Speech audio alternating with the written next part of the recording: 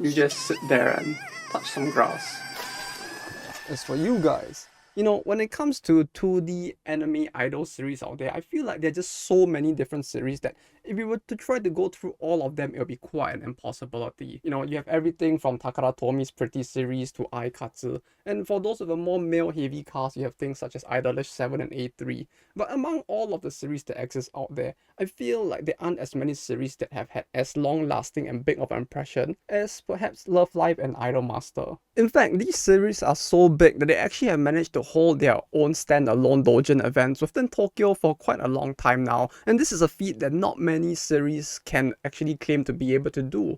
Typically, it has to be something on quite a fairly popular size in order to be able to actually host its own event with up to 200 plus circles attending in this event to produce content for it. But these are two series that actually have been able to consistently do that. And it just so happens that both of these IPs actually had a Doujin event that happened in this September, just 2 weeks apart from each other in fact. And so as someone who has enjoyed both of these series in the past, I figured I would go down and kind of show you guys what both of these events are like. What is interesting to note when it comes to all of this sort of Doujin content is that while Bandai Namco has been very chill with the types of content that you can produce for Idolmaster, when it comes to Love Live, Bushiroad has always had a fairly stricter stance, especially in the past 7+ years, where they actually made an announcement stating that they would prevent all forms of Doujin works that produce goods instead of just books and derivative works based off of the source material. Now that might sound a little confusing, maybe it's just my explanation being not too good, but basically what I'm trying to say is that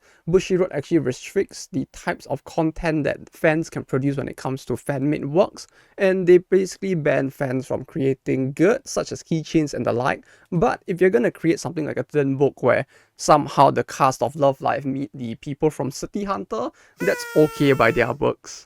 So this goes kind of in a different direction from the restrictions that Cygames has for Uma Musume, where with that one, you kind of have a restriction that prevents the fans from creating adult content for the series. But even in spite of that, the market for the fan-made content for this series has been pretty large in Japan. It has been among the top 5 most popular series, even in Comic Cat for quite a long while now. And when you see events where Uma Musume actually is in attendance, you tend to see some pretty interesting stuff, especially at the smaller events, because this is where people can actually put up more elaborate displays, showing off things such as custom figures all the way to accessories that they're making for the series.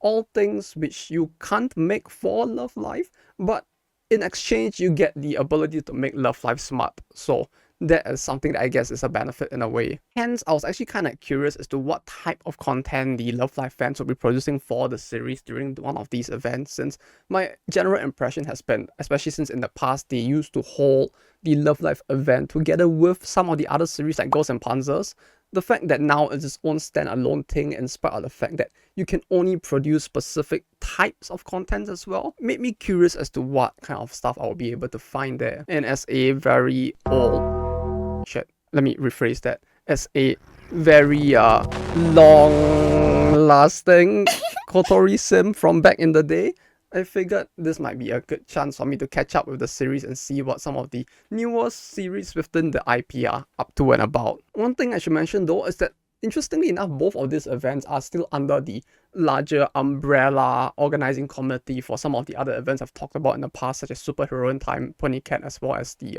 Blue Archive Sensei no Archive events. So this basically means that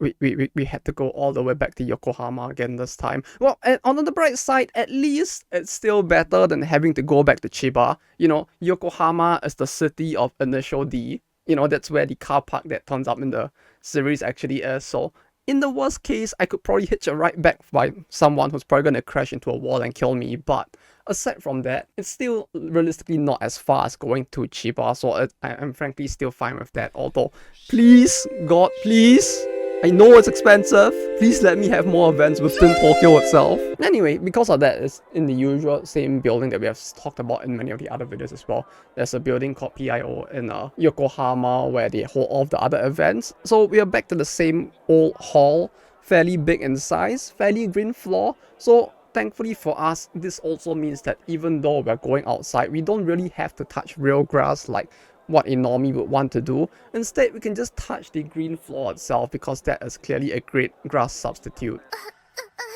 Isn't that right? You. And so, like all of the other events organized by these people, the way that you enter and the control who can enter the event and who can't is based off the use of a catalog instead of the ticket. And well, for the Love Live one, this was the catalog.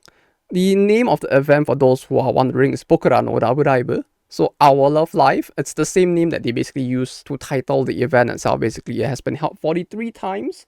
And typically it's held about twice a year, so I guess this means that it's been going on for quite a fair amount of time.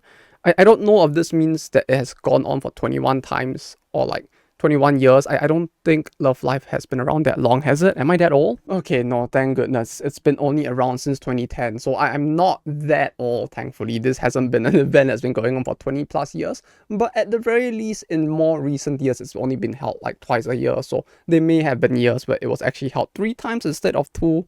I'm not exactly sure which year, since it's hard to kind of track all of it back as they don't keep a very good record of it, but suffice to say, it's an event with a fair bit of history behind it. As a result of the official ban, there wasn't anyone there really just selling goods outright. As to be expected, due to the official ban, there weren't any people there just selling goods. Everyone was pretty much either selling an illustration book or a thin book with some level of plot to it. Some books are a little thinner than others, and that may make them sound a little less wholesome maybe, but let's just put that aside for now. That said, when it comes to the goods, some of it feels a little questionable in the sense that it feels like it toes the line between what is considerable a good and what is considerable a illustration, as you'll see from some of the stuff that I have here later on.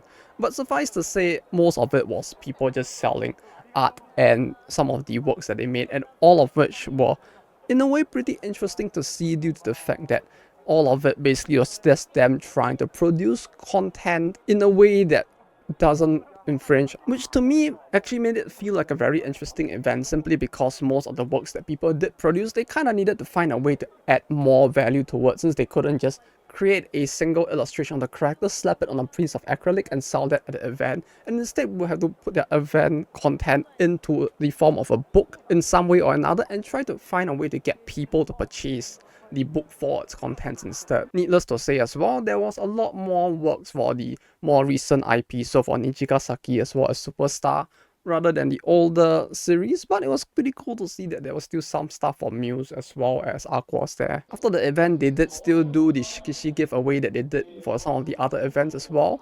The Shikishi giveaway is another thing where it feels like it kind of toes the line between goods and illustration in a way, in my opinion, simply due to the fact that you're basically getting a nice looking board with art on it, which, you know, it is an illustration, but the way you would use it is you would typically either frame it up or put it on display somewhere. So in a way, it functionally works as goods as well, since it's mostly just fan art on the thing, but that's apparently fine with both the event organizers as well as it would seem the people within Bushiroad who restrict the stuff like this, so hey, I'm not gonna be the one to question this. That said, for Love Live, I didn't really participate in the Shikishi giveaway itself, simply due to the fact that, well, I do like the older series within the franchise. I'm not someone who really follows all the newer stuff, and so I didn't want to like take away potentially from the people who were there for Nijigasaki or for Superstar, since if I win the thing and I don't really want it as much, I kind of feel bad instead. You know, some people might say, oh, you could get it and sell it, in which case all I have to really say to you is, fuck you! Okay, we don't do that, not in this house. Okay, we let people who want the thing have the thing. That's the rule I live by instead. Also, there was the one usual DDR machine that all of the events run by these people seem to have there for some reason. The machine itself looks really scuffed, I have to say, since it's not the full DDR setup. It's just like this weird scuffed looking box, and the people are just like dancing with the standard actual proper like DDR pad on the ground instead of a relatively cheap looking TV. I don't know how they just have this setup going on in every single event, but they do actually update it to actually stock mostly songs for whatever IPs are actually on event on that day, and so it was mostly Love Live songs this time around. That was pretty interesting. That said though, when it comes to the goods I found on the event, and probably I guess this is one of the ones that I feel like holds the line in a way closest to what would be considered maybe goods as well as art, and it was this little decorated like board that someone actually was selling there. I call it a board, but it is just basically the artwork on a fairly solid piece of hard paper with a more decorative piece of softer paper in the background. And as you can see, there's quite a lot of like decorations going onto it in the form of like sequins as well as ribbons. It actually looked really cute, and you know, it's Kotori. I can't help myself sometimes. It's been so many years and I feel like a boomer for being like, yeah, 2024, my favorite Love Life character is Kotori, but yeah, maybe I am getting old, huh? For some reason, when I bought that, the person also gave me this nice looking pack full of 2 pens, a marker, and I think that's glue. I don't know why. Maybe I can maybe get the glue, right? Because like they sell the thing, they're worried that the ribbons and stuff might fall off, so have some glue to stick it back. I can get that. I don't get the rest and why they gave this as well, but hey, it's free stuff that I could use at some point in my life. I ain't gonna question it. So thank you to the very cool person who sold the thing. Their deeds are gonna be on screen as for most of the artists, except for the artists who do the next one. That one will be mostly in the description. And the reason why I said that is because I actually found this basically a doujin where people actually came together and created an illustration art book where all of the characters from all of the different Love Life series were basically all dressed like Lala from To Love Ru. Why it's called Darkness, in spite of the fact that everyone's only dressed as Lala, I have no idea. This kind of gives me flashbacks to the Soul Workers collab with Guilty Gear, where in spite of the fact that they were collabing with Guilty Gear, every single character basically got the same costume and they were all dressed as Jacko instead. So yeah, it's a little bizarre, but in a way it actually looks pretty consistent, I guess, as a result. Before you ask, no, it's not actually lewd stuff or anything. It's all fairly wholesome. I hope I don't have to eat those words at some point. Maybe I might need to at some point. No, it's still safe. There isn't an age rating on the book, which means that as long as they didn't lie to me, this book should be fairly safe. Needless to say, because of the fact that many different artists are actually working on this, you do get some level of variance in the art style itself, but everyone in it looks really cute. And I don't know why we went from a City Hunters collab doujin at Comic Cat to Love Ru instead, but hey, in the end, it's cute girls doing cute things, so I have no complaints. But the reason why I say I'm not gonna put the artist's Twitter here and list it all here is for the fact that this is a co-op book where multiple people are working on it is simply because, look, okay, this is the number of people that worked on the book. Alright, more people worked together to bring you this illustration book than the number of people that got together to write the Bible. Okay, I am not gonna be able to squeeze all of these names onto the screen. So instead, what I am gonna do is I'm still gonna put it in the description instead. So yeah, that means that I'm still going to have to go through every single one of them whose Twitter deeds are all in the back here, look at it, manually type it in, and look up all of them on Twitter to put in the description. So if you're interested in finding more Love Life artists to follow, yeah, there's plenty who worked on this that you may be able to be interested in. Yeah, I really do love a lot of the illustrations on this, so it's pretty cool that all of them came together just to do a collab book just like this. It actually, in a weird way, it actually gives me some level of incentive to watch the newer series, which I have not been keeping up with. So props to them for the wonderful art, and thank you very much. In what feels like a throwback to the earlier days of I guess global internet, this book kind of reminds me a little of Danny Chu, where it's just a guy bringing around his doll and taking pictures with it. So yeah, it's one of those where the person basically has created their own doll to look as close to the character as possible, and they just bring it around touring with them and they just take pictures with it. It reminds me a lot, vibes-wise, of the stuff that Danny Chu used to do and post on his blog. You guys remember blogs when that used to be a thing? Like blogspot.com? Am I sounding old for talking about blogs in this? No, okay, people used to have blogs. It's basically like Facebook. Even that sounds old. Okay, look, it's a web page where you post your life story and whatnot. I don't have one, so you don't have to go looking for one, but yeah. Basically, he used to do something like this, where he would go around taking pictures together with the doll, and he would just like put it up and like log his journeys and all of that. I mean, quite an icon in his own way back in the day, and this book just gives me a lot of vibes to that. But yeah, one thing that I actually found at the event that actually, unironically, I really enjoyed a lot was this music CD called Acoustic Tone, although this is like volume 6 of it, where someone basically has been doing more acoustic covers of all of the different songs across Love Life And not gonna lie, like I have been, this has been stuck in my head for quite a while now, this album. Like maybe it's because of the fact that it's just very different from what I usually listen to, where everything is basically going like and you know, rotting my brain too much. But because of that, the album was actually quite enjoyable. In fact, like just to give you guys like a bit of a feel of what it is like, I'm just gonna like give you guys a like 20-second cut from one of the songs, maybe just so you guys can like listen to what it's like. 春風に舞う桜色夏空叫んだ日の青秋の暮れ燃える赤白銀の冬そっと甘くほどけてゆく君は私ぐもざらめとみたいな迷いさえ軽くしてしまうんだ And it was actually kind of cool seeing music stuff there as well, to be honest. Like, in part because of the fact that it's an idol thing and, you know, like with YouTube especially, the way that the copyright system works and like how a music IP is getting like covers like this, I thought they might have been also fairly stricter on that, but it seems like they're only really fairly strict on goods specifically. And when it comes to derivative content, like you making different versions of their music, they're actually quite fine with that. I don't know if it's findable online, but either way, here's the circle so you can actually look them up and find out. But yeah, aside from that, I did find a few other more illustration focus as well as more fan story wholesome chunkas than books as well. Truth be told, I think if I'm not mistaken from like just walking around and looking through all the circles, maybe only about 30% or less of the circles were actually selling NSFW content. The rest were mostly doing either illustration books or fairly wholesome, like the Danny Chu style like doll photography thing, or just books where it was just them doing like eerie light friendly stuff instead. So surprisingly so, especially for an event which bans goods. My initial assumption was that because of the fact that goods were banned, there will be more people who would sell the NSFW stuff since it is the easier way to make money at such events. But surprisingly, it was still fairly tame in that regard. So in a way, I found it quite enjoyable that there was such a variety of stuff to look at the event in spite of the ban that there was in the series. Moving on to the Idolmaster event, it also took place in the exact same location in Yokohama 2 weeks later. A lot like with the Love Live event though, with this event as well, the newer series were taking up a lot of the airspace at the event.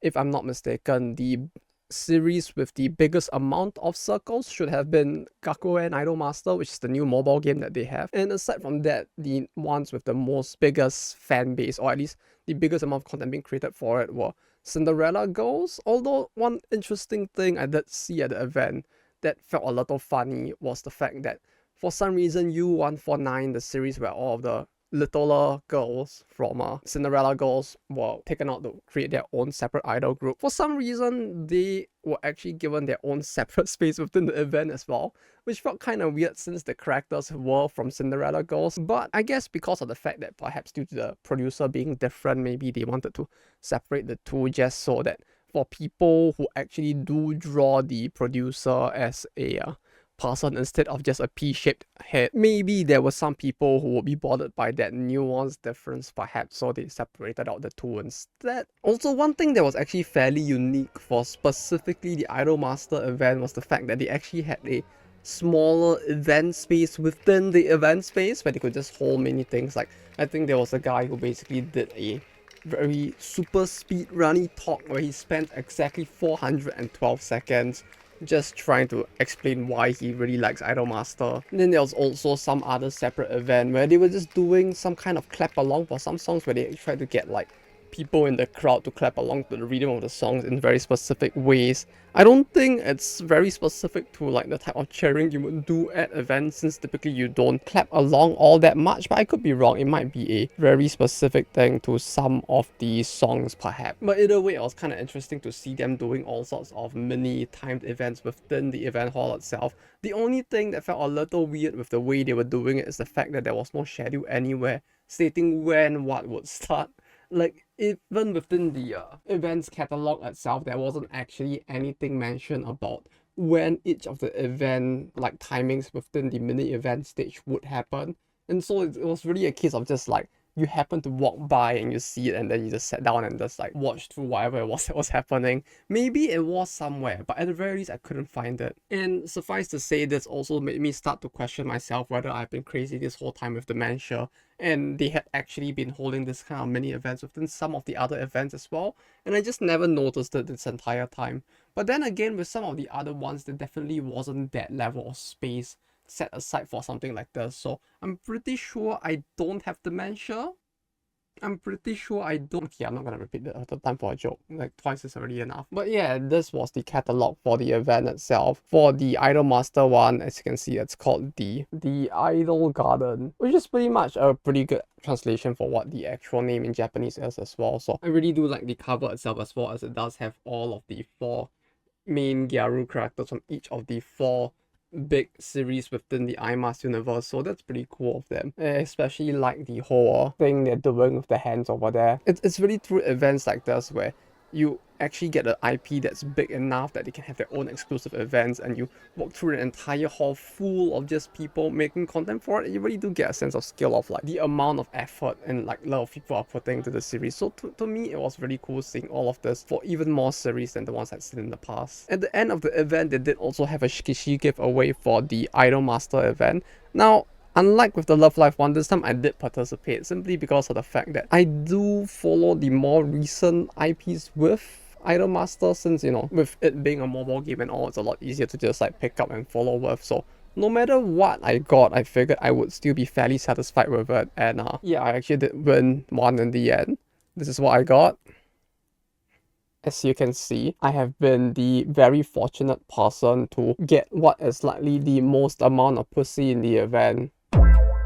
You know, I ain't even gonna complain about the fact that it isn't a bunch of cute girls, since I do seem to have a lot of luck in getting the most unorthodox, perhaps, Shikishis at all of these events, and this time was no exception.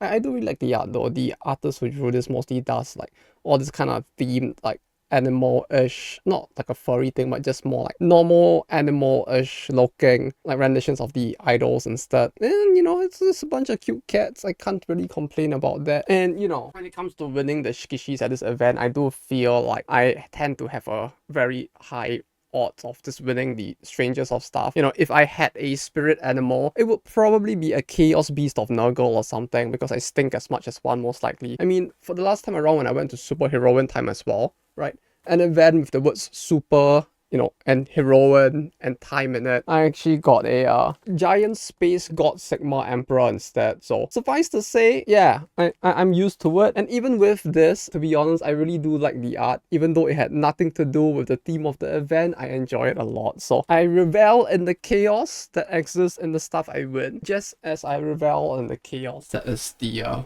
background behind me in this room. That's it with the Idolmaster event. The stuff that I did get while there was fairly different. For one thing, there is the tapestry back there, which, due to the fact that tapestries in general just seem to be fairly rare-ish, especially at that price. I think that one was about maybe just 2,000 yen, so it was fairly on the lower side compared to some of the ones you usually find at this event. Got a bunch of acrylic keychains as well, the standard fare, I guess, nowadays.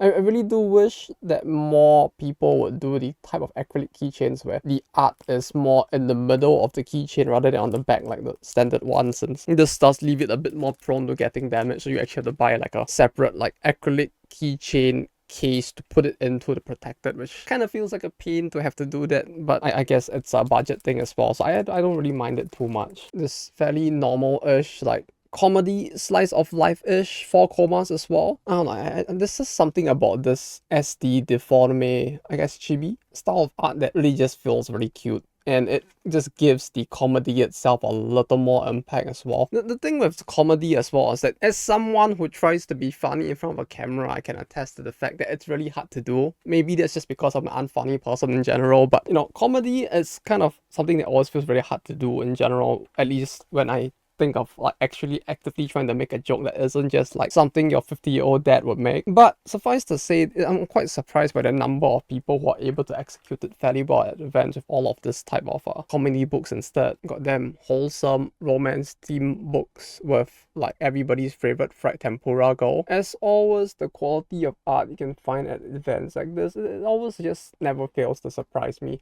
especially considering the fact that some of them actually don't just do a good job of drawing the characters, but a fairly good job of also drawing in the backgrounds as well. Like maybe, right, maybe they found the background itself off of a free asset store or something, but they actually did a fairly good job in this panel, for example, just drawing in the background as well as the building in the back as well. Like the amount of effort people put into works like this is really quite interesting to me. That or just like wholesome Chungus books where it's just like them having a very non-lewd romantic relationship or something and stuff like that. I don't know. I just do enjoy a lot of that as well, and it does feel like there is one part of these events that always feels to be something that doesn't get translated, or I guess like it doesn't get out of the country as much for some reason. But yeah, unfortunately there was one book I really wanted to buy, but by the time I got there the dude had already closed up shop, which was this guy who apparently made a book which was just a guidebook on how to score like 100 points on the karaoke scoring system for the new songs for the new Idolmaster series. Like, it was very bizarre sounding, so I really wanted to get it. So it was really unfortunate that by the time I got there it was all sold out. But yeah, overall it was pretty interesting seeing the events for both of these series still being as lively as they were. I mean, yeah, granted, they weren't as crazily packed as the Blue Archive one recently, but when you consider the fact that both of these IPs have been around for upwards of like, what, almost 15 to 20 years now, it's kind of crazy to think about the fact that they're still able to maintain, if not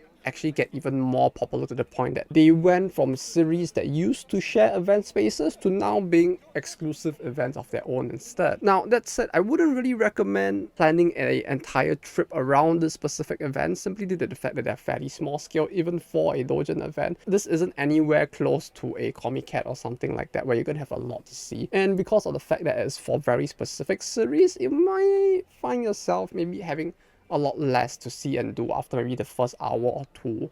That, and each of these are typically just only one day, so like you come for like the Sunday event and then the rest of the week there isn't gonna be as much to do. And so like I wouldn't say to plan an entire trip around these, unlike the things like TGS or Anime Japan where people might plan those as a big part of their trip to Tokyo, for example.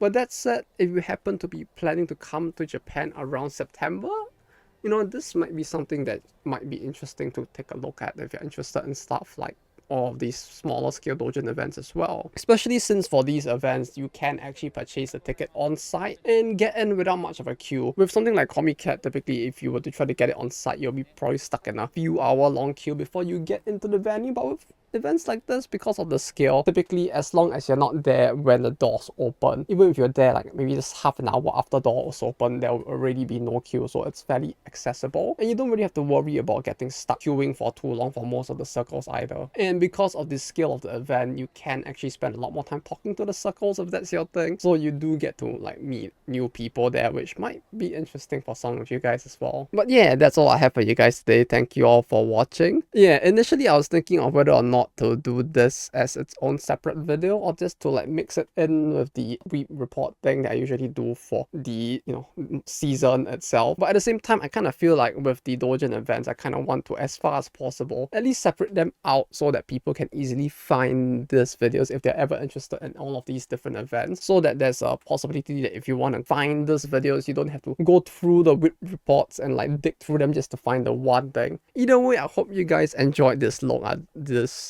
Doujin events for this two specific series. It was really fun for me to go to, especially since these are both series that I did enjoy a lot. You know, some people see the two as always being at odds and you have people who constantly fight about which is better than the other, but personally, hey, as someone who enjoyed both, it was pretty cool to see both of them doing fairly well, if anything. But that said, if you enjoyed the video, do feel free to like and subscribe. Thank you to the very cool people here who always help support the channel. It is thanks to the monetary support you guys give that I'm able to do, well, maybe not so much this video, but it helps a lot with making all of the other videos like the Karaoke videos, as well as the ones where I talk about the game industry in Japan as well. So if you guys are interested in content like that as well, that might be another reason to like and subscribe. And also, Also, thank you to Hayden the Historian for helping to edit this video. They're pretty cool. They just made a new video. Well, by the time this comes out, it's not that new, but they made a pretty cool video about the Uzumaki IP as well as all of the other stuff that was made prior to the anime, such as the movie as well as some games that were made for it. So if you're interested in that or just videos talking about anime as a whole, do feel free to check out their channel. But that said, I'll be heading off for now to prepare the rest of the videos for the rest of the few months. So until next time, y'all take care and I'll be seeing you then. Bye.